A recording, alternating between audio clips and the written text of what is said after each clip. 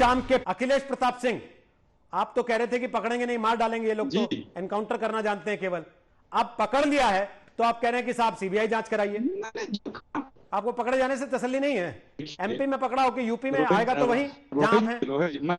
जी जी, मैं इजाजत हो तो जवाब। मैं रोज देखिए अभी हमारे आदरणीय कि उसको कितना खौफ, देखिए कितना खौफ मिलने के बाद भी वो भागा नहीं है, पुलिस वालों को पकड़ के मार डाला। ये अभी भी इस विकास के साथ यूपी, मध्य प्रदेश और हरियाणा पूरा साथ दे रहा है। जिस तरह से इसने चाहा, जो आपने कहा वही सत्य है, जिस तरह से इसने चाहा उस तरह से ये सफल रहा। वह व्यक्ति जो मोबाइल भी यूज कर रहा था, आज के जमाने में अगर मोबाइल आप स्विच ऑफ भी कर लें, बैटरी भी निकाल दें, तो भी मूवमेंट पता लगता है और वो पकड़ा नहीं जाता है। ये सारा का सारा अमला इस कांड के बाद भी उसकी मदद में लगा हुआ, आपकी इसमें कोई दुविधा नहीं है। हम उत्तर प्रदेश की सरकार से 3 बातें जानना चाहते हैं। पहला ये कि जब ये पकड़ा गया है तो इसके जो पूछताछ में क्या ईमानदारी से सारी बातें जानकारी ली जाएंगी।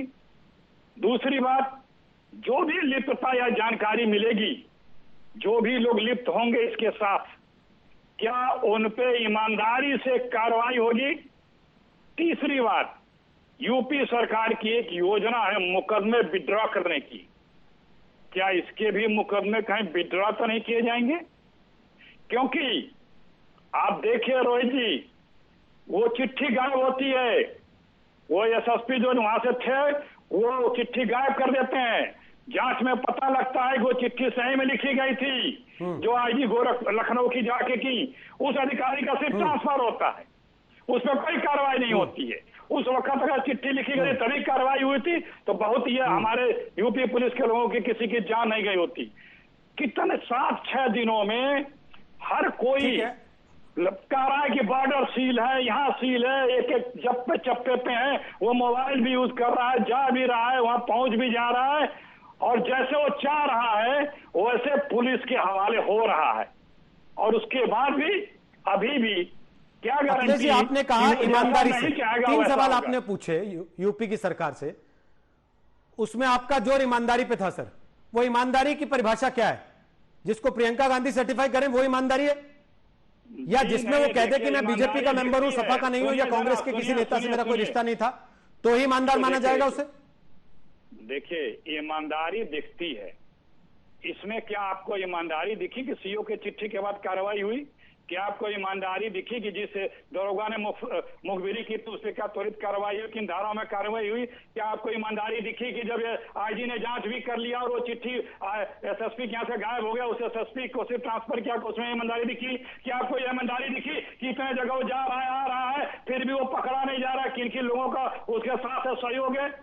ईमानदारी दिखती है, कार्रवाइयां बोलती हैं कि वो कार्रवाइयां ईमानदारी की हैं कि एक के बाद एक उसके इतने साथियों के एनकाउंटर हुए, उसमें आपको ईमानदारी दिखी कि नहीं? नहीं भाई, उसका तो सेकेंडरी चीज है। हम अब इसकी बात कर रहे हैं। वो तो पुलिस, यूपी पुलिस ने इतना बड़ा अपने आप के माथे पे कलंक, दाग या यूं कहिए सब, जिसको आखिर जवान जिसके मरे हो, यूपी पुलिस तो करेगी, लेकिन यूपी पुलिस में भी कुछ लोग तो हैं जो उसके साथ हैं। सरकारों की मदद के बगैर कैसे वो इस तरह से सारी अपनी योजनाओं को सफल कर ले रहा है? ईमानदारी वही होती है जो दिखता है, अब दिख करके लोग समझ जाते हैं कि ईमानदारी पूर्वक हुआ है कि बेईमानी पूर्वक हुआ है। जो वहां पे प्रशासन था वो क्या ईमानदार? ठीक है, सुनील यादव, जिम्मेदारी के प्रति ठीक सर, इसके साथ विकास। ओके अखिलेश जी, ओके अखिलेश जी, ठीक। सुनील यादव बोलिए। देखिए रोहित जी, मैं सबसे पहले तो मोहसिन रजा को बधाई दूंगा, क्योंकि योगी जी तो इस लायक बचे नहीं कि उनको बधाई दी जाए, और ना ही उत्तर प्रदेश की पुलिस। हालांकि उत्तर प्रदेश की पुलिस पर कोई सवालिया निशान नहीं है। उत्तर प्रदेश की वो पुलिस है जिसके बारे में ये प्रचलित है कि वो अपने आप पे आ जाए तो 24 घंटे में रेगिस्तान से सुई खोल सकती है। लेकिन वो बेचारी क्या करती जब सरकार ही अपराधी की मदद कर रही हो? आखिर जब सरकार किसी की मदद करने लगे और पुलिस विभाग के आईपीएस अधिकारी से लेकर के दरोगा और सिपाही उस अपराधी की मदद कर रहे हो, तो वो पुलिस क्या करती? वो पुलिस वही कर रही थी जो कर पा रही थी।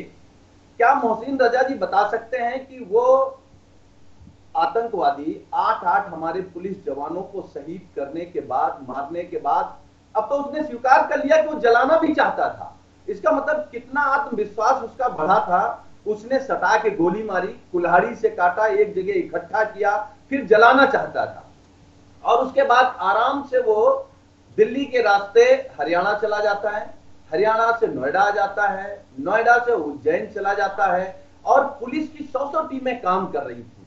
क्या आप बता सकते हो वो 100 टीमें कहां काम कर रही थी? और रोहित जी उसको ध्यान से देखिए आप, उसने अपने बालों में डाई लगाई है, मोछों में डाई लगाई है, शेविंग की हुई है और वो जहां सीसीटीवी कैमरे हैं वहां मंदिर में जाता है, अपने नाम से पर्ची कटाता है, फिर गिरफ्तार होता है तो कहता है कि मैं विकास दुबे कानपुर वाला।